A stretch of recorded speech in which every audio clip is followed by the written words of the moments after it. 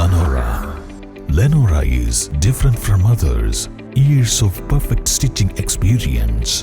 Lenora linen, cotton cloth and stitching. Pandikad Road, Vandoor. ഒറ്റൊരു മഴയിൽ പോലും എടക്കര ടൗണിൽ മുട്ടറ്റം വെള്ളം ഉയരുന്നത് ദുരിതമാകുന്നു. ബുധനാഴ്ച സന്ധ്യയോടെ പെയ്തു തുടങ്ങിയ മഴയിൽ KNG റോഡിൽ എടക്കര വില്ലേജ് ഓഫീസിന് സമീപവും മുസ്ലിയാരങ്ങാടിയിലും വെള്ളം ഉയരുകയും ഏറെ നേരം ഗതാഗത തടസ്സം നേരിടുകയും ചെയ്തു.